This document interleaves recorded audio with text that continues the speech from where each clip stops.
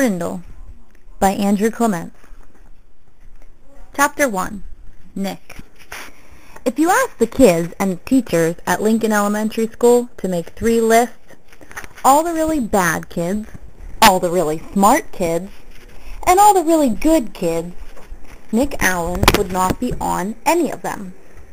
Nick deserved a list of his own, and everyone knew it. Was Nick a troublemaker? Hard to say. One thing's for sure, Nick Allen had plenty of ideas, and he knew what to do with them. One time, in 3rd grade, Nick decided to turn Mrs. Deaver's room into a tropical island. What kid in New Hampshire isn't ready for a little summer in February? So first, he got everyone to make small palm trees out of green and brown construction paper and tape them onto the corners of each desk. Mrs. Deaver had only been a teacher for about 6 months, and she was delighted. "That's so cute!" The next day, all the kids wore paper flowers in their hair, and all the boys wore sunglasses and beach hats. Mrs. Deaver clapped her hands and said, "It's so colorful." The day after that, Nick turned the classroom thermostat up to about 90 degrees with a little screwdriver he had bought from home. All the kids changed into shorts and t-shirts with no shoes. And when Mrs. Deaver left the room for a minute, Nick spread about 10 cups of fine white sand over the classroom floor. Mrs. Deaver was surprised again at just how creative her students could be. But the sand got tracked out into the hallway, where Manny, the custodian, did not think it was creative at all, and he stomped right down to the office. The principal followed the trail of sand, and when she arrived, Miss Deaver was teaching the hula to some kids near the front of the room, and a tall, thin, shirtless boy with chestnut hair was just spiking a Nerf volleyball over a net made from 6 t-shirts tied together. The 3rd grade trip to the South Seas ended suddenly.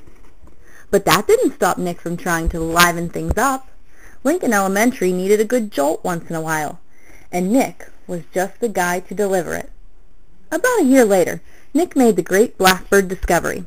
One night, he learned on a TV show that red-winged birds give this high-pitched chirp when a hawk or some other danger comes near.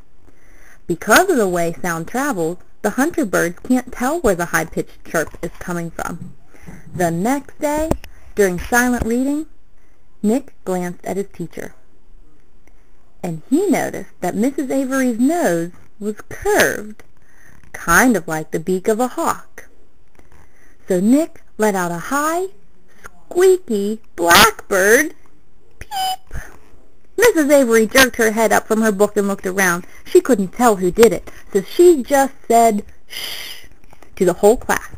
A minute later, Nick did it again, louder. Peep! This time there was a little giggling from the class, but Mrs. Avery pretended not to hear the sound. About 15 seconds later, she slowly stood up, walked to the back of the classroom. Without taking his eyes off his book, and without moving at all, Nick put his heart and soul into the highest, most annoying chirp of all. Peep! Mrs. Avery pounced. "Janet Fisk, you stop that instant!" Janet, who was sitting 4 rows away from Nick, promptly turned white, then bright crimson. "But it wasn't me, honest."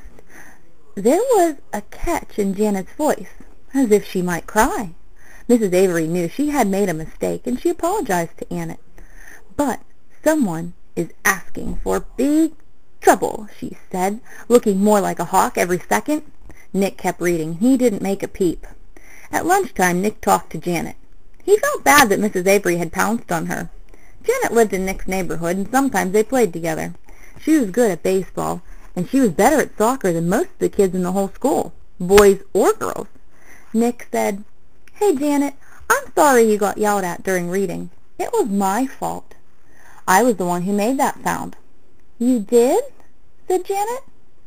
"But how come Mrs. Avery thought it was me?"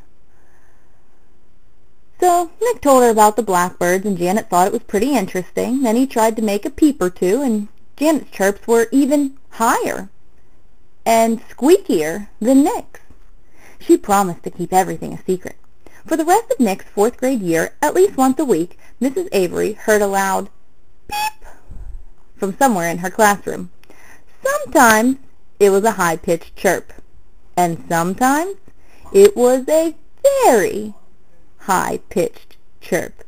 Mrs. Avery never figured out who was making that sound, and gradually she trained herself to ignore it. But she still looked like a hawk.